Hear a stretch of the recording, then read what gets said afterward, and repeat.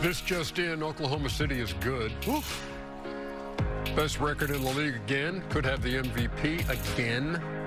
And you see those number one rankings. You know, they had the best point differential ever last year, just under 13. Plus 11's not too bad either. And again, leading in points off turnovers. And obviously a very stiff test for whoever draws them in this round or the rounds that follow. But Phoenix gets them right now. Another one of Chuck's old teams. Gonna be a rough day for Chuck today. Both of my teams in trouble today. The reason they're all good defensively. Like if you're an offensive-minded team, you're gonna go through peaks and valleys. But when you play the Celtics, you play the Pistons, you play the Thunder, their defense is gonna be consistent. Even the Nuggets, who got a really good team, they're not good defensively. But like OKC and Boston are probably the two best defensive teams in the league with the Pistons right there. So that's the disadvantage that you face when you play against them. Like, yeah, they're not making shots, but their defense is not going to suffer. Because a lot of offensive teams, when they're not making shots, their defense suffers. Not with OKC and Boston and the Pistons. Shaq, how would you compare this version of the Thunder with last year's? Pretty much the same, but more. And I'm going to use one word, and, you know, Kenny will understand. They're together. You know, forget who they got and what they're doing. These guys are together. When you want to win a championship and multiple championships, you have to be together. Even when they come discombobulated sometimes, they quickly get it back together. You know, that record right there, all those ratings, their second best player wasn't there, you know, for a lot of that, and they're still number one. So, you know, their culture is, you know, San Antonio-like, and they play great basketball. It's only one team that scares me for them. That would be the San Antonio Spurs. Other than that, they are together. They are favored to win a championship. I think they can win a championship if they don't meet the Spurs. This question for the two of you. We haven't had a repeat champion since 2017 and 18 with Golden State. You guys have both been on teams that repeated. What makes it so difficult, Kenny? Go ahead, Champ. Oh, well, Champ, I was just going to say that thank you, Champ. What makes it difficult, it makes it different. Come on, Ernie. Come on, Ernie. No, what makes it difficult from the start is after you've been on a team and you have the core back, you know, 6, 7, 8 guys back. A lot of times, you know, I used to say fat cat-itis. Yeah. You get a little bit full of yourself because, and it's not always 1 through 8. Sometimes it's 9, 10, 11, who all of a sudden get commercials, they get appearances that they didn't get before. So I saw guys walk on the bus who really didn't play in the finals with shades on, new gold chains. It was ridiculous. So until we had a jolt when we didn't play well start of the season, and then Clyde Drexler was traded for, and then we had a jolt. There has to be some type of jolt that gets you into that second mind of like, hey, we got to do this again. And that was difficult for us. And not only that, everybody have to love their role and be comfortable with the role. If you look at OKC, like, guys are comfortable with how they play and what they do. So, you know, again, I look for this team to repeat unless they meet my Spurs. Mark Daigneault, by the way, 8-0 in first-round games with Oklahoma City. Meantime, the Suns have lost their last 6 playoff games.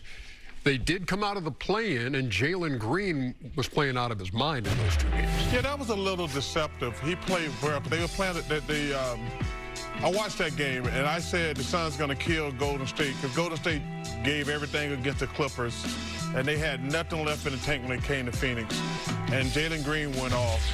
The problem with my Suns is that OKC just too deep for them, Ernie. They got about 6 guys that can play against Booker and Green, who are all like 6'5", 6'7", 6'8". I mean, they're a complete team. The only thing concerning me about OKC, the injuries, they haven't really played together at all this entire year. That's what makes Shea, Coach Daigneault, and the rest of the guys so impressive. Like, a guy who's an NBA All-Star, who's the second best player on the team, probably played 35 games, and that show you the greatness of Shea and their bench.